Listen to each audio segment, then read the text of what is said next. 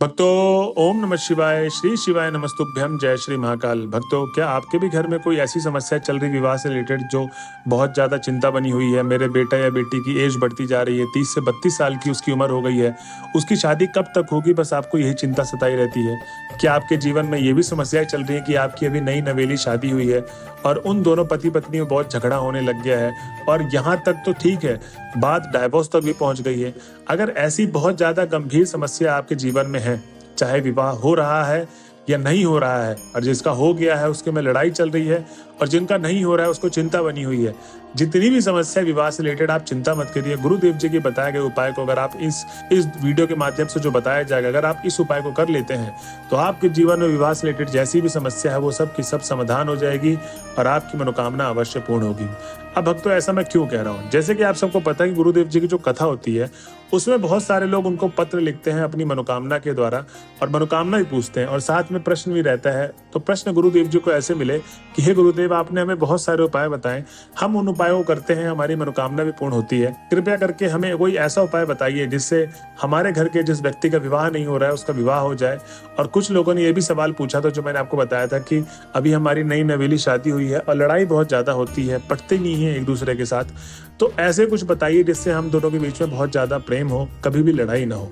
तो भक्तों, गुरुदेव जी बताते हैं उस कथा में कि जो भी व्यक्ति मेरे बताए गए आज की कथा में जो इन दोनों उपायों कर लेता है उसकी जो भी मनोकामना है विवाह से रिलेटेड वो अवश्य पूर्ण होगी। उसके बाद भक्तों, जितने भी वो भक्त थे गुरुदेव जी के बताए गए उपाय को करते हैं, ठीक 1 महीने बाद वो वापस से आते हैं। भक्तों, आपको जानकर हैरानी होगी कि ठीक वो मनोकामना पूर्ति के द्वारा प्रश्न पूछा करते थे वही भक्त आज पत्र लिखते हैं और कहते हैं कि हे गुरुदेव, आपका कोटि कोटि धन्यवाद। आपने जो हमें उपाय बताया था हमने उस उपाय को किया घर जाके और हमारे घर के उस व्यक्ति का विवाह जिसका नहीं हो रहा था, बहुत सालों से समस्याएं चल रही थी, उसका विवाह हो गया। और जिस घर में बहुत ज्यादा लड़ाइयां चल रही थी, जिनकी अभी नई नई शादी हुई थी, वो टूट गई थी और डाइवोर्स तक भी बात आ रही थी, आज हम दोनों के बीच में बहुत ज्यादा प्रेम है, एक दूसरे की हम लोग सुनते हैं, कोई भी लड़ाइयां नहीं होती है। तो गुरुदेव, आपका कोटि कोटि धन्यवाद। अब भक्तों, आप भी सोच रहे होंगे आखिर गुरुदेव जी ने उनको ऐसा कौन सा उपाय बता दिया जिसको करने मात्र से उनकी सारी मनोकामना पूर्ण हो गई। तो चिंता मत करिए, कैसे करना है, कब करना है, पूरा एकदम मैं डिटेल में समझाने वाला हूँ इस वीडियो में। जो उस दिन की कथा में गुरुदेव जी ने उपाय बताया था, बस मेरी आपसे ये दरखास्त है कि जो 7 से 8 मिनट की वीडियो है इसमें जो भी मैं आपको उपाय बताऊंगा उस उपाय को आप लिख लें। क्योंकि भक्तों, आज के समय में गुरुदेव जी के पास ऐसे भी बहुत सारे लोग आते हैं, पत्र लिखते हैं कि हे गुरुदेव, हम लोग उपाय बहुत सारे करते हैं लेकिन हमारी मनोकामना पूर्ण नहीं होती।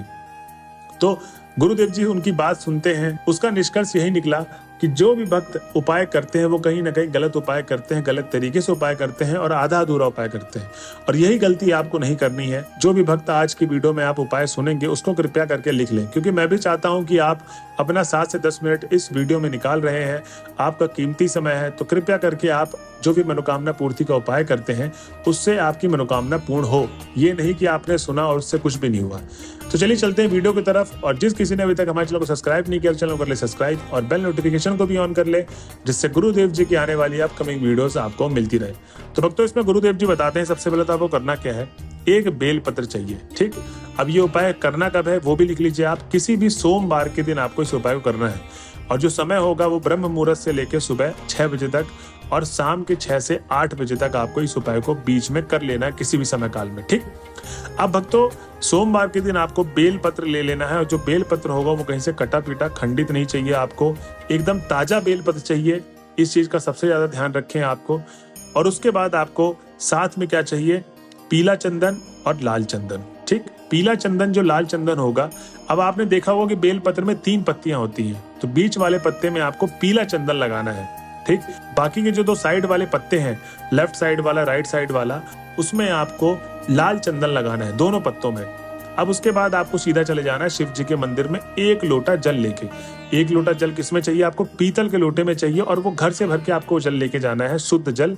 और उसके बाद जब महादेव के मंदिर में पहुंच जाएंगे तो सबसे पहले तो आपको 7 से 10 मिनट महादेव की आराधना करनी है। जी हाँ भक्तों, महादेव की आराधना करनी है। अब ये मैं क्यों कह रहा हूँ, क्योंकि ज्यादातर भक्त जाते ही उपाय शुरू कर देते हैं और यही सबसे गलत तरीका है उपाय करने का। आपको जाते ही उपाय नहीं शुरू करना है, 7 से 10 मिनट वहां पर बिताइए, भगवान भोले बाबा का जाप करिए, उनके मंत्रों का उच्चारण करिए। जब आपका मन एकदम शांत चित्त हो जाएगा तो जो भी आप मनोकामना मांगेंगे वो सच्चे दिल से आपकी निकली हुई आह होगी और महादेव आपकी वो मनोकामना अवश्य पूर्ण करेंगे। ठीक, तो ये 7 से 10 मिनट का आराधना करने वाला आप कॉन्सेप्ट हमेशा याद रखें, ये आपको करना ही करना है, ठीक। अब जो वो एक बेलपत्र लेके गए थे 7 से 10 मिनट आराधना करने के बाद, आपको वो बेलपत्र शिव जी के जो सबसे ऊपर वाला भाग होता है शिवलिंग का, वो आपको वहां पर एक बेलपत्र रख देना है और वहां से अभी आपको अपने हाथ को नहीं हटाना है। अब भक्तों, अगर ये जोड़ा जोड़ी साथ में उपाय कर रहे हैं जिनके बीच में बहुत ज्यादा लड़ाई है, तो वो बहुत बढ़िया बात है, अच्छी बात है कि वो साथ में कर रहे हैं उपाय को। और अगर नहीं कर रहे हैं कोई भी कारणवश, ठीक है, लड़ाई चल रही है, तो साथ में कैसे उपाय करेंगे? तो आपको करना ये है कि उस व्यक्ति का नाम बोलना है, ठीक, जो भी माताएं कर रही हैं, जो भी बहनें कर रही हैं, ठीक, उस व्यक्ति का नाम बोलना है और समस्या बोल के आपको अपनी मनोकामना बोल देनी है। भगवान भोले बाबा आपकी जरूर सुनेंगे। गुरुदेव जी कहते हैं कि जो भी भक्त मेरे बताए गए उपाय को इस तरीके से करता है, उसकी मनोकामना अवश्य पूर्ण होती है। तो भक्तों, पहला जो उपाय था वो किसके लिए था? जिसके जीवन में बहुत ज्यादा लड़ाई, जिसकी अभी अभी शादी हुई है और उनके जीवन में लड़ाई चल रही, डाइवोर्स तक बात आ गई है और वो शादी को नहीं तोड़ना चाहती, वो शादी को निभाना चाहते हैं दोनों ही, तो इस उपाय को करना है आपको, आपकी मनोकामना अवश्य पूर्ण होगी। अब भक्तों, जो आप 1 लोटा जो जल लेके गए थे, वो बेल पत्र को जब आप समर्पित कर देंगे महादेव पर, आप अपनी मनोकामना बोल देंगे, तो लास्ट में आपको वो 1 लोटा जल आपको महादेव के शिवलिंग पर आपको चारों तरफ अर्पित कर देना है। और ये था पहला उपाय, ठीक। अब चलते हैं अपने अगले उपाय की तरफ जो गुरुदेव जी बताते हैं। इस उपाय में आपको करना क्या है? सबसे पहले तो आपको क्या चाहिए, इसमें आपको 1 लोटा जल चाहिए जो पीतल के लोटे में होना चाहिए, और उसके बाद घर से भरा हुआ जल होना चाहिए, और उसके बाद आपको हल्दी चाहिए, आधी कटोरी हल्दी ले ले, उसको थोड़ा सा घोल ले, मतलब लेप बना ले उसका, ठीक है। गीला करने के बाद जो लेप बनता है, उसके बाद आपको शिव जी के सीधा मंदिर चले जाना है। अब जब आप महादेव के मंदिर में पहुंच जाएंगे, तो जैसा कि मैंने पहले उपाय में बताया था कि 7 से 10 मिनट भगवान भोले बाबा की आराधना करनी है। आराधना करने के बाद ही आपको मनोकामना पूर्ति का उपाय शुरू करना है। अब भक्तों, इस उपाय में, ये उपाय किन के लिए मैं बता दूं, इस उपाय को वही व्यक्ति करेगा जिसका विवाह नहीं हो रहा है, ठीक। ये जिनका विवाह नहीं हो रहा, चाहे लड़का हो या लड़की, उनके लिए उपाय मैं आपको बता रहा हूँ, जो गुरुदेव जी ने उस दिन कथा में बताया था। करना क्या, अब इसमें आपको जो हल्दी लेके गए आधी कटोरी, उसको करना ये है, जो लेप बना के लेके गए अशोक सुंदरी वाले स्थान पे 7 बिंदी बनानी है। क्या बनानी है? 7 बिंदी अशोक सुंदरी वाले स्थान पे आपको बना देना है। अब उसके बाद करना ये है कि सीधा चले जाना पीपल के पेड़ के पास। जी हाँ भक्तों, ये अभी उपाय का पहला भाग था। इसमें महादेव के मंदिर में आपको सिर्फ और सिर्फ अशोक सुंदरी वाला स्थान पे 7 बिंदी ही बनानी है। अब जो उपाय का अगला भाग है, उसमें करना ये है कि पीपल के पेड़ के पास जब आप पहुंच जाएंगे, तो सबसे पहले आपको अपने दोनों हाथों को पीला करना है। चाहे लड़का हो या लड़की जिसका विवाह नहीं हो रहा है, उन दोनों, लड़का या लड़की को दोनों हाथों में अपने हल्दी लगानी है, ठीक। जब हल्दी लगा लोगे, तो वो जो पीपल का पेड़ है, उसमें आपको अपने दोनों हाथों के 5 बार छापे लगाने। कितनी बार? 5 बार आपको हल्दी के छाप लगाने हैं अपने दोनों हाथों से।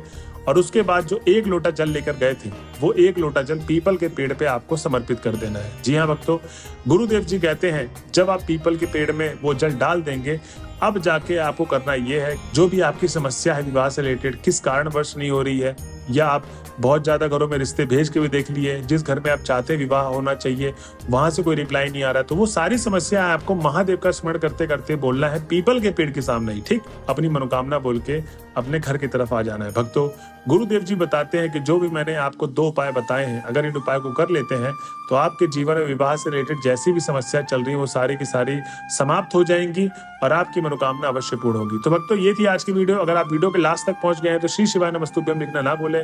मिलते हैं अगले वीडियो में, जब तक के लिए बने रहे हमारे चैनल में। हर हर महादेव।